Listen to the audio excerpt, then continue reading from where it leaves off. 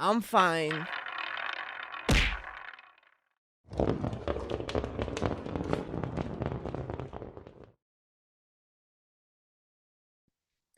Andrew McCART, IFL TV. Delighted as always to be joined by my good mate, Josh Taylor. Josh, there's a lot to talk about, but first and foremost, how's things, mate? I know you're down in Liverpool. I can see you in your flat down there. So how's things? Yeah, good mate. Just training away, ticking over. I just down there ticking over and keeping fit, getting back to it. So feeling good, mate, and everything's good. So how's yourself? It's been a long time. It's been a long time. I've always been. Listen, I stay in Glasgow now, so I can't nip your heat and just nip your house anymore because I live too far away. But you know for a fact, if I still lived in Edinburgh, mate, I'll be chapping your door nail every weekend for a chat. But listen, you've caused a little bit of a stir again on that Twitter with the Jack Catterall and all the rest of it. And I just want to jump straight into the deep end before we talk about the fight last night and stuff like that. There's been a lot made of this offer made from Eddie Hearn, and Eddie Hearn saying that you must have got paid handsomely if that's 80% of a pay cut from your last fight. I just want to get your side of the story on all this. Well, first of all, yes, I've not really had any dialogue with him, really. It was my lawyer that got the offer sent through with the figures to Top Rank, and Top Rank basically turned around and says no, because the figure was just way too low. And you're right, I got paid handsomely for the first fight.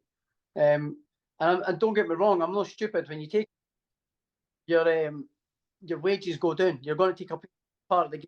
So fucking stupid, do you know what I mean? But an 80% pay cut is far too much. Do you know what I mean? Nobody's going to go and work for that and just say, okay, geez it, I'll take that. Do you know what I mean? It's like, I'm not going to fight for buttons. It's that essentially, I know there's no titles on the line anymore, but it's actually a bigger fight than the first one because of all the controversy around it all. It's a bigger fight. It'll do more pay-per-views, and I think it's a more valuable fight, in my opinion. Because all around it, people will be tuning in to see it. So I think it is a bigger fight, although there's no belt on the line. It's a bigger fight. I mean, I've just said, I understand you've got to take a pay cut, but an 80%, near enough 80% pay cut, nah, you're all right. You're going to have to go and sharpen your pencil a bit, mate, and come up to somewhere reasonable. If they come back with that offer, Josh, because a lot of people are saying, you see it yourself on social media saying that you're ducking Jack and whatnot, but if they come back with the offer that you see fit, you're going to jump at the chance to get into this rematch? Of course, 100%. If they come back with an offer that is sensible and we're like, right, okay, well, fucking right, we're going to do it. I'm not going to fight for nothing, am I? It's a big fight, so why am I not going to be expecting to get big fight wages? And the same with Jack. Same with Jack's side. He should be saying the same as well. No, just taking the first offer he's getting from Eddie. So I mean, it's a bigger fight.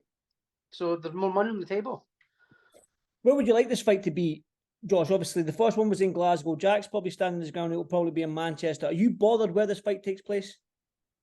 Well, I'm not bothered where it fights anywhere. I'll fight him anywhere. But realistically, did you see his last fight? I was there. Liverpool. He had all the Scouse fighters on the undercard who filled the arena, and as soon as they were finished, they all bolted, and he fought in front of about 800, 900 people. So if that's the kind of draw he is, how's it going to be in Manchester? But if he wants to put in Manchester, I'll fight anywhere. I'll fight him anywhere. But really, he's not a draw. He sells about 500 tickets. Couldn't sell out a phone box. They're saying the same thing on their side. Reference, obviously, the Hulu theatre not being full, and you're not your undisputed fight with Ramirez not being televised. Were you there? I wasn't. I wasn't in New York. Unfortunately, no. It was Umar. Umar was there. It was full. It was sold out. Yes, it was the Hulu theatre, and that's what I said. Yes, it was the theatre, but it was full. It was sold out. All my fights are sold out. So there you go. But yeah, that's it. That's what it is. That's all it was. Josh, do you feel disrespected in the boxing world? Obviously, when becoming the first belt to become undisputed in the 4-belt era, not being picked up from a UK network, then all this sort of stuff. It feels like Sam Jones said to me today that you've not had your flowers, and you deserve your flowers for being the first undisputed from Britain in the 4-belt era. Do you feel disrespected by all this? No, really not. I couldn't really give a fucking monkeys, to be honest. Do you know what I mean? But the thing with the broadcast on no picking up, I believe Eddie Hearn was sort of going through the phasing out thing with Sky and the transition to DAZN. you know what I mean? So I think that's how it never ended up being on Sky, with BT or the Top Rank, because I think Eddie Hearn was coming through off away for Sky and going through the transition period with the zone and that. I think that's how it ended up not being on Sky. So I'm not really bothered anyway. I've done what I've done. I've achieved something that nobody's achieved in the UK, and the one and only in the UK until Tyson Fury fights Usyk. That fight, and we might have two, but I'm the first one who's ever done it. So I don't care what anybody says. Nobody's done what I've done, and I'm proud of it. Definitely, mate. And obviously, I was lucky enough to be out in Vegas there to witness that. And but obviously, going forward, the Teofimo Lopez was done at 140, and a lot of people were saying that you should have moved up after Jack Catterall. Some people actually saying you should have moved up after Ramirez. But in your own sort of now looking back at it, Josh, those two fights have happened. Should you have moved up after Ramirez? It's all very good and well in hindsight and stuff. You know, like I was going to be aiming at moving up anyway after the Ramirez fight, but we had to make the deal that if Jack moves aside and lets me fight first, I'll fight him next. And that's what I done. Shook the guy's hand, made the handshake, made the deal, and says okay, and I kept to my word. And then I kept my word to make the rematch as well, but I couldn't help with, you know, it was a pretty bad injury, a pretty horrific injury actually.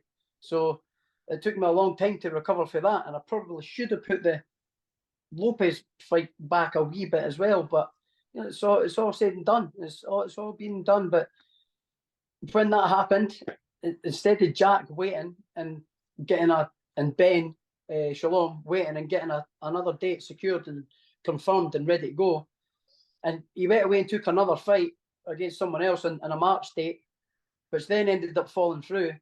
But by that point, Top Rank had been in touch with me to say that the WBO mandate you to fight Teofimo Lopez. So my hands were tied.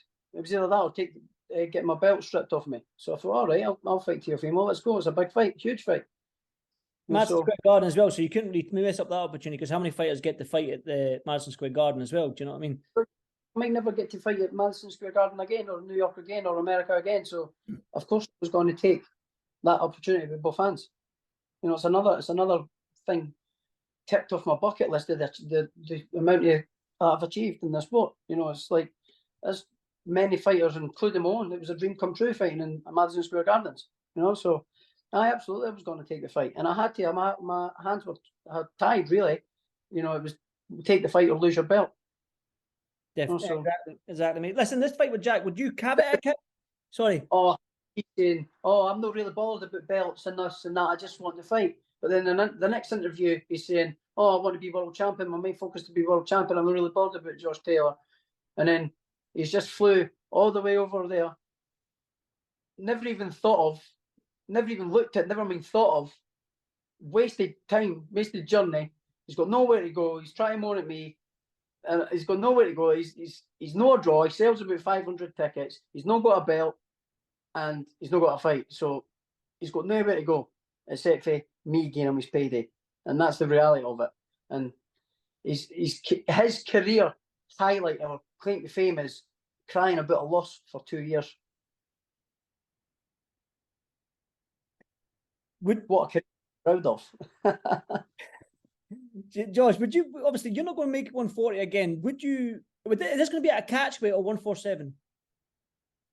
Probably a catch weight or 147, but if I'm going to 147, I'm going to 147, you know? So we'll cross that bridge when I come to it, but I definitely won't be at 140. Obviously, there's a lot to contracts and stuff like that, and before you even get an offer, the contract needs to be written up, and there needs to be things, like, you know, the old saying, the T's crossed and the I's dotted and all that nonsense. So there's a lot to this fight that needs to be sort of ironed out before we actually see you two in the ring. Well, I don't think there's that much, really. You know, obviously, money and locations. You know, obviously I want to fight Jack, but I'm not going to fight and I'm not going to sell myself short and accept the first offer that they throw to me. You know, be a fucking idiot to do that. What are you bothered with all this, like walking out second, announced first, poster, being first on the poster? Are you bothered about all that? No, really, no, mate. It doesn't really bother me. But who's the bigger draw in this fight, me or Jack? So, but I don't really give a fuck if he walks first or if I walk first. I don't care. We're going to go in there and fight. How much does this mean to you, obviously, after everything in the first round? One more on this before we talk about someone else, Josh, obviously. After the first fight, how much does it mean to you to get back in there with Jack? To sort of, he's the same, I believe, that he wants to just settle the score once and for all. And I think a lot of boxing fans feel the same.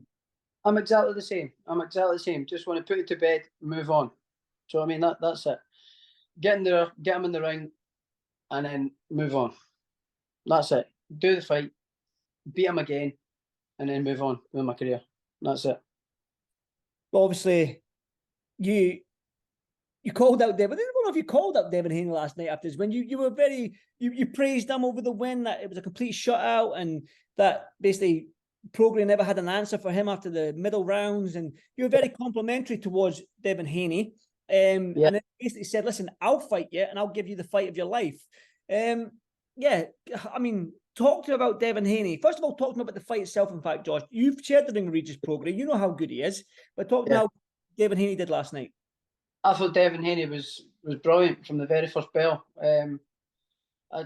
He maybe lost one round. In fact, maybe never even lost a round. I don't think. You know, it was almost a complete shutout. You know, it was just 2 steps ahead the whole time. His feet, his reactions, his defence, and his offence was just it was a great performance from him. You know, it was fantastic, to be fair. You know, so Regis just didn't look like he just didn't get going. He couldn't catch his rhythm, couldn't catch his timing. I don't know, you know. And I said that in a couple of interviews before the fight happened. I thought I just think going off last performances, I think that Haney's a bit too young and sharp and fresh, and that's what it looked like last night. So fair play to him. He made quite easy work of Regis Prograis last night, and it was a great performance to watch. You know, he's talking about moving up, and that's why I said I'll fight you at 147 catch weight. He's already talking about moving up to 147. So I'm like, all right, I'll throw my tuppence worth in. You know, I'll fight you, man. Let's go. It'll be a great fight. How do you beat him then, Josh? Because obviously, Lomachenko fight, you probably think to yourself, he's got trouble. He has trouble with southpaws. But then Regis Prograis made it look easy. You're a southpaw. Yeah. How do you approach the game? How do you approach it? You see things that he can do better and things that you think you can expose and work on, and that is so you always got a plan of things that you think you can do against these guys. But he is a complete fighter, I reckon. He's very good. That performance last night was impressed me, to be honest. You know, he was very good in all departments of the game. His feet work, his defence, his offence, you know, just his timing, his ring craft, his movement, everything was just he was spot on last night, you know, so hats off. It was a great performance. I mean, you look at the 147-pound division right now. If Haney moves up to it, you've got Terence Crawford, Barrios, Boots Ennis, Virgil Ortiz, yourself, Conor Benn. I mean, you've got some. I mean, that's just that's a tasty little division, Josh. I know. I've always said that the welterweight division for the last 10 years has been the sexy division. You know, it's where all the big fights are. Always has been. So yeah, and it still is. You know, so I'd love to be in the mix with these guys. You know, and I've always been, and I've always said, me at my best and performing my best, there's nobody that can beat me. You know, obviously Lopez beat me, so but that wasn't the best version of myself, I believe. You know, there was things going into that fight, but listen, I went in the fight and he beat me. So, but me at my best, man, I'm a very hard opponent to beat. Josh, I've known you since what? Since you were a young kid, when you were still an amateur. I think you had just won the bronze in Delhi, the silver in Delhi or something like that. I can't remember now. But listen, I know how much Manny Pacquiao means to you. You got to be, you know where I'm going with this, right? Because I know you named your dog Manny. You've got a tattoo of your dog Manny on your leg. You named him Manny. Your idol growing up was Manny Pacquiao. Now, about a month ago, Top Rank or Bob Arum or somebody from Top Rank said that they're looking to make Manny Pacquiao versus Josh Taylor.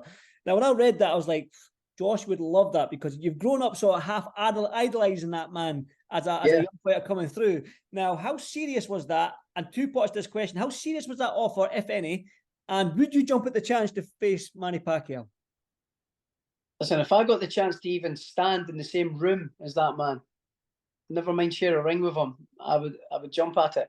You know, he's my hero. You know, like you just said, I named my dog after him and everything. You know, and watched all his fights, and you know, I just loved him, man. Like as a fighter, he was just my hero. Like, you know, so to even just stand in the same room as the man would be, you know, a dream come true. To stand and even speak to the man, shake a guy's hand, you know, so it would be amazing. But I haven't heard anything.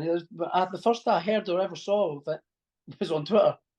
I thought, all right, that's a bit random, you know, but you know, obviously, if that came around, I'd jump at the chance at it. To share a ring with my idol, my hero, just to even be in the same ring as him, man. I wouldn't even think I would want to throw a punch at him. You know, I would just be standing like, you know what I mean? Like it's just he's my hero. Like, but you know, again, like taking that fight. If I took that fight, apart from a huge payday, what do I get out of that?